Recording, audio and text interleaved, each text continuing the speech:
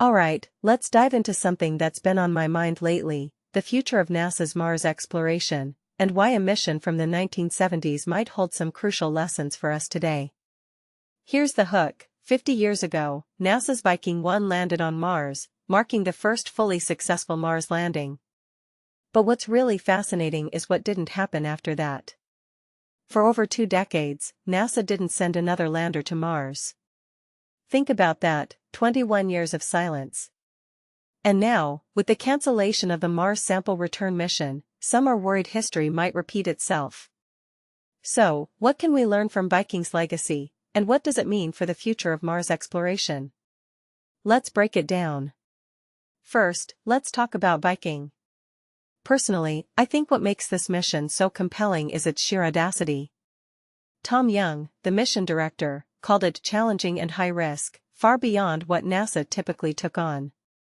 But here's the thing, they did it anyway. Why? Because the mission was that important. It wasn't just about landing on Mars, it was about answering fundamental questions about life beyond Earth. The fact that Viking carried instruments to search for life, results that are still debated today, shows how ambitious NASA was back then. What many people don't realize is that this kind of boldness came at a cost. Viking was one of NASA's most expensive missions ever, costing around $8.6 billion in today's dollars. That's flagship-level funding, and it's a reminder that big science often requires big investment. But here's where it gets interesting: after Viking, NASA didn't launch another Mars lander until 1997. That's a 21-year gap. If you take a step back and think about it, that gap wasn't just a pause, it was a missed opportunity. Mars exploration essentially stalled, and it raises a deeper question: are we on the brink of another gap today?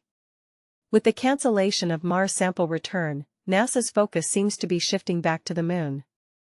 Don't get me wrong, the Moon is important, but Mars has always been the horizon that pushes us to think bigger. What this really suggests is that NASA might be losing its appetite for the kind of high-risk, high-reward missions that defined Viking. Now, let's talk about the current state of Mars exploration. NASA has missions planned for 2028, but none of them are conventional science missions. The Rosalind Franklin rover? That's an ESA project with modest NASA involvement. The Mars Telecommunications Network? Mostly a communication spacecraft. State Route 1 Freedom? A nuclear propulsion demo. These are all important, but they're not flagships. They're not Viking. And that's where the concern comes in. In my opinion, NASA needs to strike a balance between innovation and continuity. Small missions are great for testing new tech, but they can't replace the kind of groundbreaking science that only a flagship mission can deliver. What makes this really interesting is the comparison between Viking and Mars sample return. Both were high-risk, high-cost missions, but NASA pulled the plug on MSR. Why?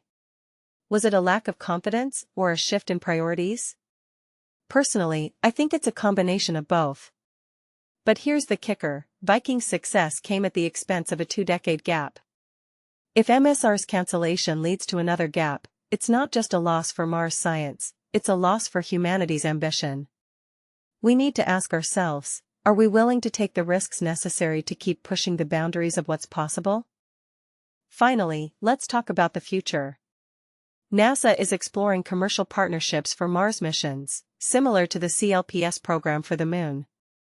That's a smart move, but it's not enough. As Jim Bell pointed out, some questions require flagship missions. And with the cost of projects like State Route 1 Freedom skyrocketing, there's a real risk that funding for science missions will get squeezed. From my perspective, the key is to learn from Viking's legacy. Yes, it was expensive. Yes, it was risky. But it was also transformative. If we want to avoid another gap, NASA needs to rethink its approach, not just for Mars, but for exploration as a whole. So, here's my closing thought: Viking wasn't just a mission, it was a statement about what humanity could achieve when we dared to dream big. As we look to the future, let's not forget that lesson. Mars isn't just a planet, it's a challenge, a question, and a chance to redefine what's possible. What do you think? Are we on the brink of another gap, or can we find a way to keep the momentum going? Let me know in the comments below.